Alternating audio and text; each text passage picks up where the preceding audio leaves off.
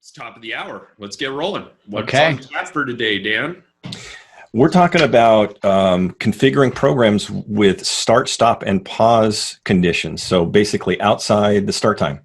Very cool. Andy, do you want to give introductions? Yeah, so as Dan said, today is all about what we call start, stop, and pause conditions that can be used for traditional irrigation speak for watering, and it can be used for other purposes as well.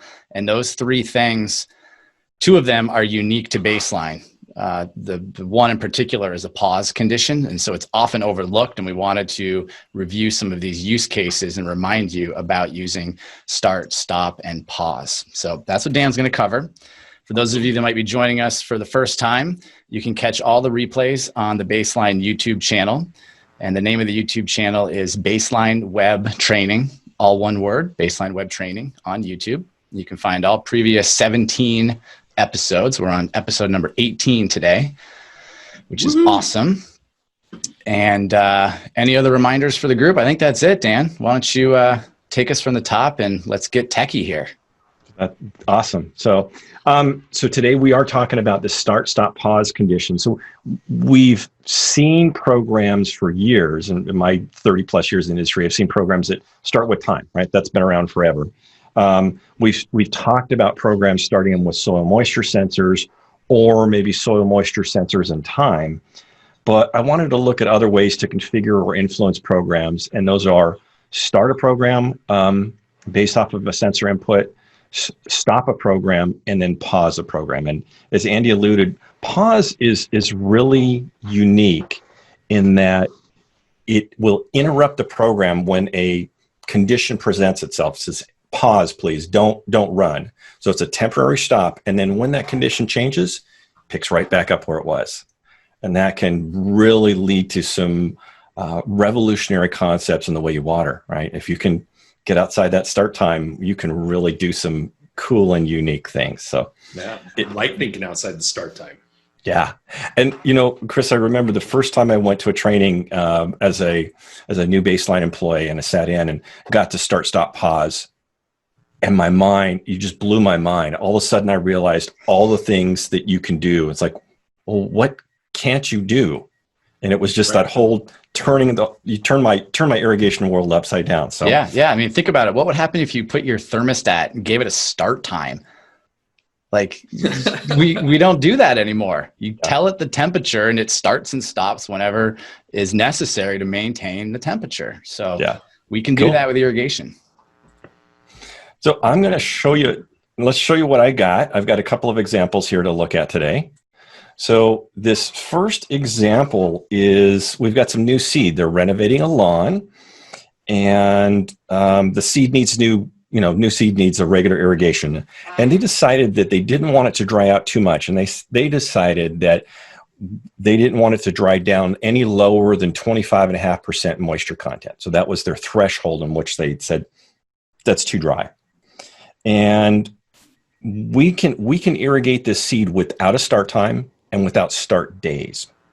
So this is actually the simplest version we're looking at today. So here's the hardware we need. So if you'd spotlight me, Andy. Mm-hmm. So the piece of hardware we're going to need is a soil moisture sensor, right? A baseline soil moisture sensor. And we've got two different versions. We've got the large version. I have it the right way. Let's see, Chris, are you seeing Dan? I hit the spotlight, but I don't know. It said spotlight. Okay. I'm still seeing the prezo. Anyway, we'll pretend it is. Okay. So two versions of the sensor. And what's nice about these is they're both equally accurate. They just fit better in some confined spaces. So if you may just want to use one or the other, it's really all about fit. So that's the hardware we need to make this happen.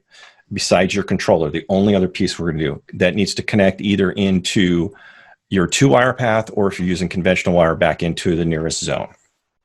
Programming on this isn't particularly difficult. There's no start time, and there's no start days, but we're going to have a start condition based on the soil moisture sensor reaching or hitting that 25.5%. So as soon as it hits 25.5%, it's ready to start. Now the run times, right, you've determined that in the run times in the program, and when it dries down to that 25%, boom, it starts.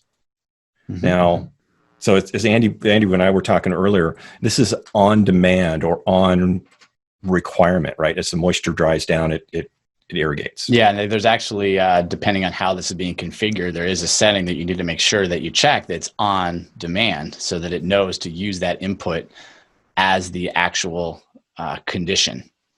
Yeah. Yep. So my image here is from a university site, but there might be some issues there with, right, just turning on the irrigation as soon as it dries down to 25.5%. Traditionally, and many sites, we don't want to water, for example, during the lunch hour. So if it dries down to 25.5% at lunch hour, it's turning on. So we'd have to take some other have to put some other conditions in there to make sure that doesn't happen. Yeah, anything that might be a drip type application can be truly on demand. Pots, planters, indoor plants, and drip, those can be truly on demand and water. I believe it's within a minute of the moisture reaching that threshold will trigger that irrigation cycle. So anything that's hidden from view can be truly on demand. But as Dan said, in most cases, you don't want the sprinklers just popping up at 9:46 a.m. because the moisture said it was time, even though in this picture, Dan, it's roped off. So maybe in this picture for lawn renovation, if they do have it completely enclosed, that could water on demand. Otherwise, we have to tell the controller, give it some variables to consider and prevent the watering during certain times of the day. Right. So if you're interested in that additional point, that additional component, the water windows, we'll point you back to another Tech Talk episode we did on specifically on water windows and challenging water windows. This is not challenging, but that would contain it. Nice. So the other example I wanted to look at, get my mouse to click. There we go. Here I've got a fountain. It's a large fountain in a public space. And of course, due to evaporation or wind drift, the water level varies each day. So what happens then is they need to fill it back up. So on this particular fountain, they've got a really simple fill. Well, it's slightly upgraded fill. They've got a irrigation remote control valve that just dumps water from the main line into the pond. Right? Perfect. That works really good. And this one is set to run at 8 o'clock every single night. Well, the need change throughout the week, right? So some days there's more evaporation, some days there's less, there's more wind. Those are things that are going to vary. So that runtime is kind of a challenge there. So they want to fill this up to a certain level and then stop. So started at 8 o'clock, that's fine. Now on this particular one, there's a couple of ways to address this one. But for this one, they've already installed a mechanical float switch. So there's a float level indicator, but it goes to a 24-volt output. So here's what they need to pull this one off. The only one piece of hardware they're going to need is a event bicoder. So this is a 5402 event. All right, let me spotlight you. Okay. All right. So this event bicoder, it looks a lot like a zone bicoder, but it's slightly different, right? So this is going to connect into the 2-wire path. And this side is going to connect onto their 24-volt switch. And these event bicoders are particularly powerful, and they really excite me because this opens up the doors of things that you can do. This can connect onto the float switch, but it can connect onto any other dry contact switch. So now the event bicoder is going to interpret the switch is open or closed, and then now we can run a command. So lots of different things that we could do. So Andy, what was your other? The one example that I like to give to try to just illustrate the clearest pictures of possible, because sometimes it's hard to understand exactly what that means when you talk about a switch device. So if you can think about the event decoder, bicoder, like the rain sensor terminal on a device that you can locate anywhere on your 2-wire path. It works very similar, or if not exactly the same, where you could take a wired rain sensor and hook it up to that event bicoder. And then if the circuit is and the decoder can be programmed either way, normally closed or open. You can tell the system based on that condition to start or stop. It's very similar to thinking of the rain sensor terminal where you've got that jumper cable on a decoder device. Right, right. Yeah, that's exactly right. So once we've got that event bicoder connected on the 2-wire path and connected on the switch, then it's just programming, right? So what we're going to do is we're going to place that fountain fill valve in its own program. We'll leave that 8 p.m. start time, and then we're going to add a stop condition.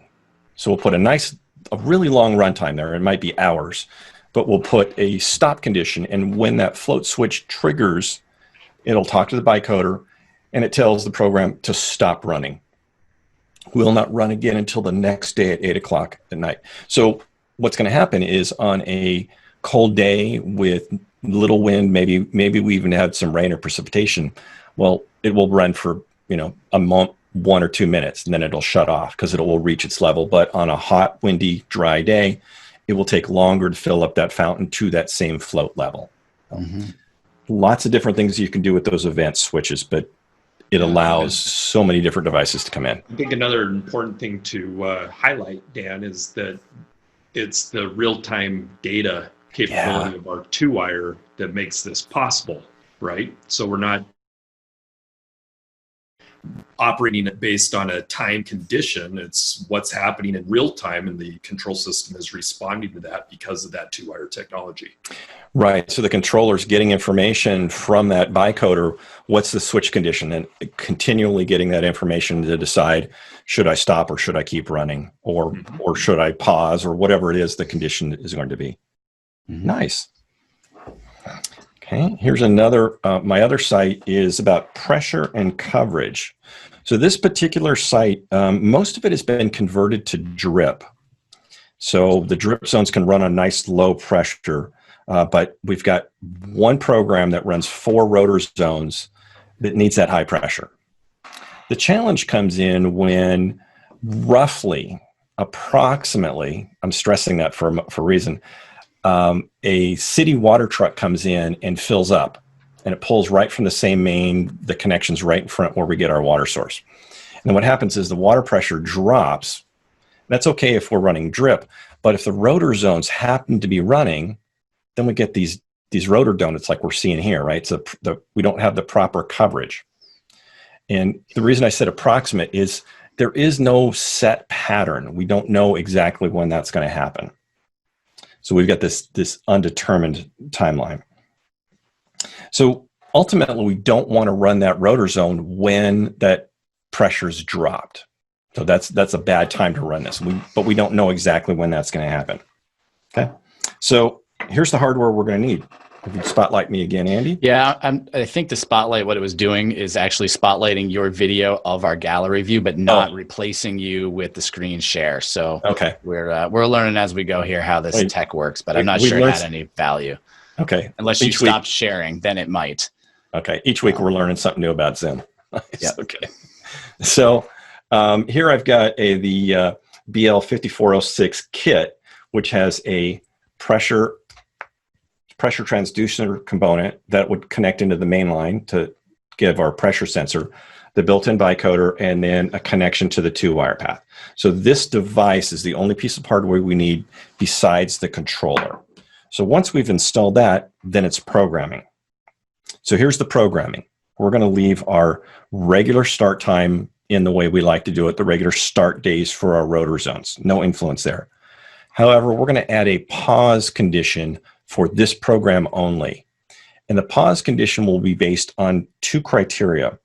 We're going to add the pause condition and say, when the pressure drops to 50 PSI or below, we're going to do a pause, and then we have to give it a time, and I'm going to pause it for an hour. So what happens is the rotors are running. They start sucking water out of the main line, pressure drops, the rotors don't cover. It drops to 45 PSI. It pauses this particular program, and only this program. The drip can keep running, and it will check in an hour if it's ready to run again. Mm-hmm. Yeah, and that way it doesn't cancel the program, right? It will pause it, And then in this case, what you said is an hour. After an hour, it'll resume. And if the condition is still there, then it will pause again. And so actually, when you said that, Dan, I'm thinking, do we really need to pause for an hour? And in my mind, I don't know how big this water truck is in your example that they're filling up, but maybe what we should do is not pause for a whole hour, but pause for, say, 10 minutes. And then that 10-minute time will start. After 10 minutes, if the condition still exists, it will go into another 10-minute pause. And we could end up with your full hour that you just said. However, if the truck is gone in 30 minutes, we want to be resuming irrigation as quickly as possible to keep the water window tight, in theory. So by setting that pause time shorter, we'll end up with more accurate pause time based on the actual fill of that tank. So I would probably recommend 10-minute pause. I like that. I like that idea better. Yeah, better than an hour. Sure. Yep. And again, optimizing that real-time data. Beautiful. And making decisions based on that. Yeah. Now, we've looked at pressure before on some of our tech talks, and I took the narrowest focus on this one because I only wanted to influence 4 zones. And so that one program, and those 4 zones have to be in one program. So not influencing anything else on here, but I could expand the scope of it. And there's other ways to tackle that, right? Because we could influence a main line, one section of main line. So if I have 2 main lines, if I've got a 2-inch leg and a 3-inch leg, I could influence just one leg. That's another option. Or I could influence my control point and everything beyond my control point. So everything beyond my master valve and pressure transducer, I could influence the majority of my system. So it kind of depends on, do you need a really tight influence on your pressure or a wider influence on your pressure? Yep. So, and that highlights the control point technology, right? And that control point can reside anywhere on the piping structure and can just be a pressure transducer by itself. Doesn't have to be associated with a master valve and a flow sensor if all you want is the pressure data and to react to that. Right. That given part of the main line. So when we were doing our, going over our topic earlier, we were double checking. It's like we can have 8 control points, and a control point has a master valve, can have a master valve, flow sensor, and pressure component, but it don't have to, right? I can have 8 pressure transducers only and no master valves and no flow sensors, but that's on a single controller. There's theoretically up to 24 devices or 8 of each. So lots of options on there. Okay, got another example for you. We got a synthetic ball field. So what happens, this surface, like many surfaces, synthetic surfaces, get too hot in the summer. So surface temperatures skyrocket. And I saw some great images of melted shoes where the glue was separating. It's like, oh yeah, that does not sound good for the athletes out there. So there's some big guns that are going to irrigate this and reach, all the way across from one side to the other. So maybe 6 heads that are going to gun this down, and they can use that to cool down the surface, right? So wash it and to cool it. So that's a great idea. Let's cool this off. And I first started with the thought of, well, let's do an air temperature sensor to run this. So when it gets above 100 degrees, right on site, let's turn it on, just on demand, do it. And then Andy brought up a really good point, like, there might be some problems with that. Yeah, that's like, grounds for a Quentin Tarantino movie where somebody's head gets blown off with a big gun. That's dark. Yeah, but if someone was... You should not water with big guns on demand. No. Okay. Like, we could do alarms. Like, no, how about a safer way? How about we put a little more control over this one? Okay, great. So here's the control the control device we wanted to do. Even with water windows and all that, the on-demand did not sound like a safe thing to do. So in this particular one, we're going to use a 5401 event button. And this is just a box and inside this box is a momentary contact switch we've got right here. And then the wires it's going to connect on the 2-wire path. So it can connect anywhere into the 2-wire path. It could even sit on the side of the pedestal, wherever works for you. But so this has the switch, and then it has a slimmed down version of the event bytecoder inside of there. So this is a two items combined. We casually call this a coach's button. And once this is installed and connected in the 2-wire path, let's talk about the programming for it. So no start time for the big guns, no start days, no run days rather. We're going to add a start condition based on the event button being pushed. So when the contacts close, it will start the program. That's the only start condition for it. And the runtime is based off of what we program. So, if you can cool us down in 10 minutes, that's great. And that might be appropriate. I don't know the true output on these, but let's say. Yeah, I think, and just so that everybody knows, this is a real world baseline project at Northwestern University. So what Dan is talking about here with the buttons is something that we've actually set up and is running in real life. And I think the big guns run for 8 minutes each. Okay. I think that's the standard spec, and they're in order. And so once you hit that button, let's say you've got 6 zones or 6 guns on that program, you hit that button, and then it starts that program. Nice. Okay. Oh, Northwest, that makes sense. I kept thinking that was a Z on there, but it's an N. So in this case, the coach is going to clear the field, say everyone take a break, and he's going to hit the button, and it's going to start the program and run for the predetermined time. And this is starting a program and all the zones that are in there. So the programming is relatively simple. Now, on this site, they have I think you mentioned this before, they have a button to start it, and that's what I was talking about. Mm-hmm. And it stops when the time runs out. But what's another way of doing it if the coach wanted to stop it sooner, if they didn't want to let it run the entire time? Yeah, so one of the most common questions with that button is, and sometimes this comes after the fact, it's actually installed, and they say, can I push this button to start and stop the program? And the button is either configured as a start, stop, or pause. And so with these athletic field surfaces, what we're working with engineers on is putting 2 of them in a lockable cabinet. You can see that particular box isn't lockable, so you can put 2 of them in a lockable cabinet, program one of them to be the start button and one of them to be the stop button. And what that allows you to do is maybe you want to put a bunch of cycles on that, and you can just press start, and then when the coach feels like that's enough, they can hit stop, and that gives them the full start stop control of their field without having to train them to go into the baseline controller or open up the mobile app. All they have to know is how to use the start and stop button, and they can meet all their coach watering needs for the field. Right. And it also kind of limits the control, because a irrigation manager or water manager probably doesn't want a coach getting into their controller. And this is just very limited access, very limited control just to the button. Yeah. And I'm going to add one piece to this. It wasn't something scheduled for today, but because we're talking about a real world site at Northwestern University, the same water source that waters the field is also watering the landscape. And so what we had to figure out how to do, and again, this sort of may have come after the design, I can't recall. However, we were able to configure these programs, again, using program priority, which we've talked about in previous tech talks. We're using program priority. So when the coach pushes that button and the program starts, that program is a number 1 priority.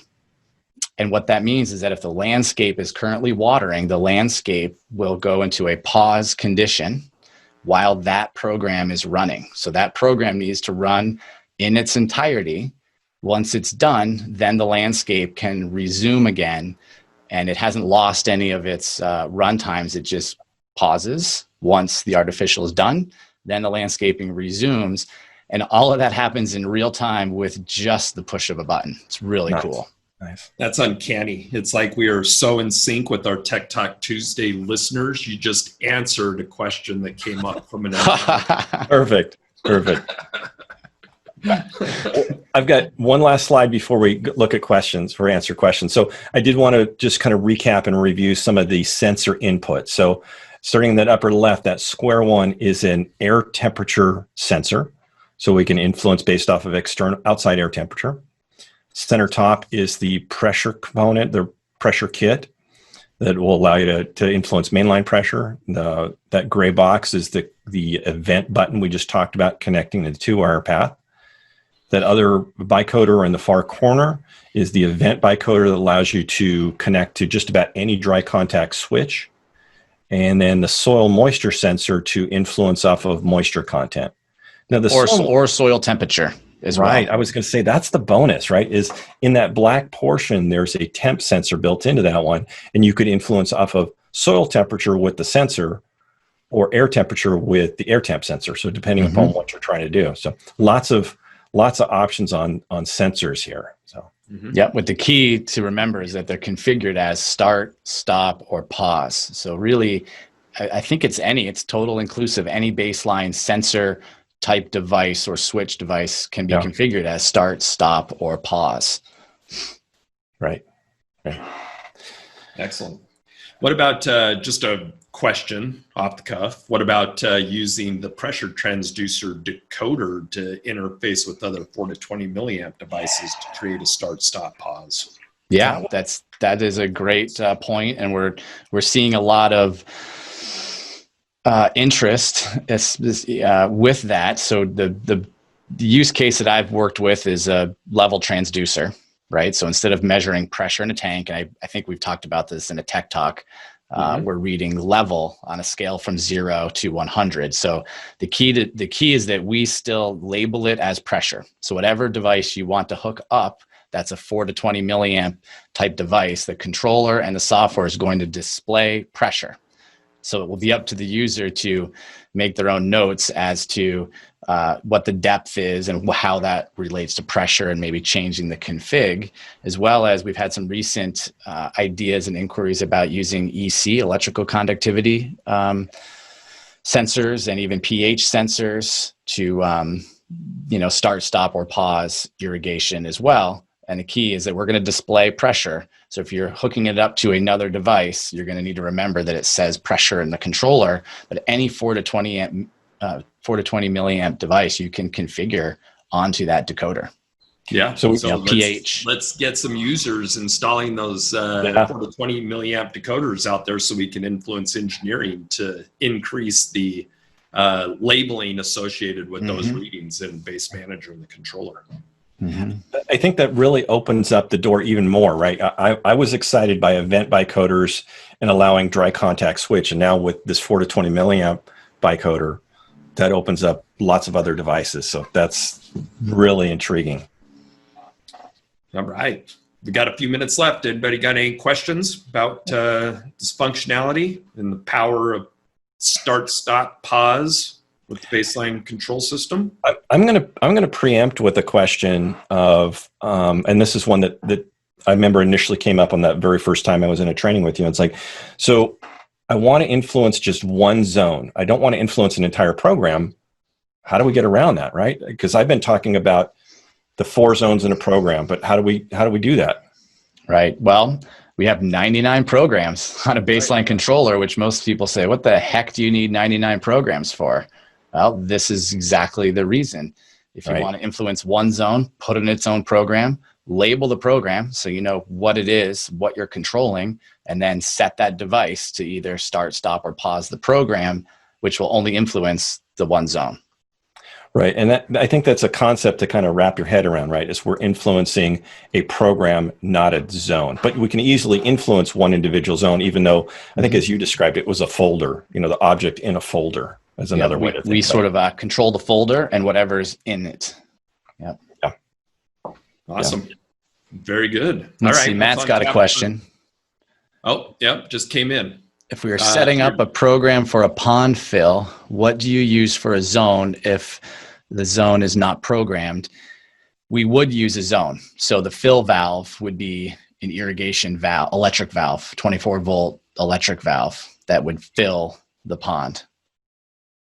And we would use the float switch or sensor to stop the fill, which would close that valve. We'd put it in its own program, just as we mentioned, one zone in one program with the either start, stop, or pause device connected to that program. Awesome. So then we ask, could you use a dummy zone? Yes. However, due to the fact that we're always looking for electrical connections on either the 2-wire path or the conventional wire, the controller wants to know that there is a connected solenoid or a connected circuit, and it's not reading open. So you can put either a solenoid on there or a resistor on that zone, so the controller doesn't read it as an open zone all the time and report that message. Otherwise, if you don't have a solenoid, there'll be a message that's always there. Every time, yeah. Awesome. All right. Well, it's bottom of the hour. What's on tap for next week? Next week, we're going to talk about wireless 2-wire. So we're going to look at substation and powered bicoders. Isn't that an oxymoron? Wireless 2-wire? Wireless 2-wire. Awesome. Everyone's going to have to come back next week because they're going to wonder what the heck is that? Yeah. Perks up your ears. It's the little hook. Wireless wire?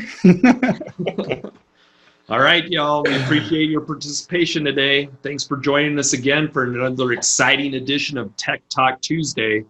We were talking before the show today that we're coming up on a milestone of 20. And after our 20th episode, we're going to catalog those that have attended the previous 20 episodes. And there just may be some giveaways associated with that. So we continue, or we appreciate your continued support. Make sure to join us again, and we'll continue to provide good content for you. So the boss says giveaways. Let's hold him to it, guys. The boss says giveaways. All right, very good. Go out and have a good week. Be safe. And cheers. We'll talk to you later. Bye. Bye.